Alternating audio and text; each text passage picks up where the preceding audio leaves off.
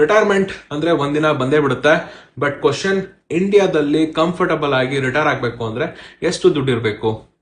Average middle class ಫ್ಯಾಮಿಲಿಗೆ ಇವತ್ತು ಒಂದು ಮಂತ್ಲಿ ಎಕ್ಸ್ಪೆನ್ಸ್ ಅಂತ ಕನ್ಸಿಡರ್ ಮಾಡಿದ್ರೆ ತಿಂಗಳಿಗೆ 40,000-50,000 ರೂಪಾಯಿ ದುಡ್ಡು ಬೇಕು. ಇನ್ಫ್ಲೇಷನ್ 6% ಇದೆ ಅಂತ ಅನ್ಕೋಣ.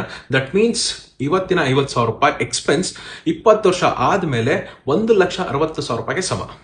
So if you retire at 60, 20-25 ವರ್ಷ ಲೈಫ್ ಬೇಕು ಆಮೇಲೆ ಅಂತ ಅನ್ಕೊಂಡ್ರೆ total requirement is 4-5 crore corpus amount. So reality check ಮಾಡ 2023 ಸರ್ವೆ ಪ್ರಕಾರ 80% ಆಫ್ ಇಂಡಿಯನ್ಸ್ ಪ್ರಾಪರ್ ಆಗಿ ರಿಟೈರ್ಮೆಂಟ್ ಪ್ಲಾನ್ ಇಟ್ಕೊಂಡಿಲ್ಲ. ಇಂಡಿಯಾದಲ್ಲಿ ಆವರೇಜ್ ಸೇವಿಂಗ್ ರೇಟ್ ತುಂಬಾ ಹೈ ಇದೆ, ಚೆನ್ನಾಗಿ ಸೇವ್ ಮಾಡ್ತೀವಿ. ಬಟ್ ಟ್ರೂತ್ ಏನಪ್ಪಾ ಅಂತಂದ್ರೆ ಮೋಸ್ಟ್ ಆಫ್ ದ ಮನಿ ಇರೋದು FD ಅಲ್ಲಿ ಅಥವಾ ಗೋಲ್ಡ್ ಅಲ್ಲಿ ಗ್ರೋತ್ ಕಮ್ಮಿ ಇದೆ.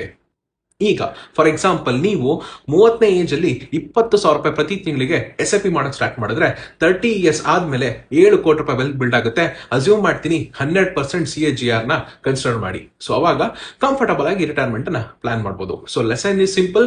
ರಿಟೈರ್ಮೆಂಟ್ಗೆ ರೆಡಿ ಆಗ್ಬೇಕು ಅಂತಂದ್ರೆ ಕೇವಲ ಜಾಬ್ ಸ್ಯಾಲರಿ ಮೇಲೆ ಡಿಪೆಂಡ್ ಆಗೋದಲ್ಲ, ಅರ್ಲಿ ಆಗಿ ಸೇವ್ ಮಾಡಿ, ಸೇವ್ ಮಾಡಿರೋದನ್ನ ಸ್ಮಾರ್ಟ್ ಆಗಿ ಇನ್ವೆಸ್ಟ್ ಮಾಡಿ. So now you tell me, ನೀವು ನಿಮ್ಮ ರಿಟೈರ್ಮೆಂಟ್ಗೆ ಎಷ್ಟು ಪ್ಲಾನ್ ಮಾಡಿದಿರಾ? ಆರ್ ಜಸ್ಟ್ ಹೋಪ್ ಮಾಡ್ತಾ ಇದ್ದೀರಾ ಫ್ಯೂಚರ್ಲಿ ಸಮ್ಹೌ ಹೆಂಗೋ ಅಡ್ಜಸ್ಟ್ ಆಗೋಗ್ಬಿಡುತ್ತೆ ಅಂತ?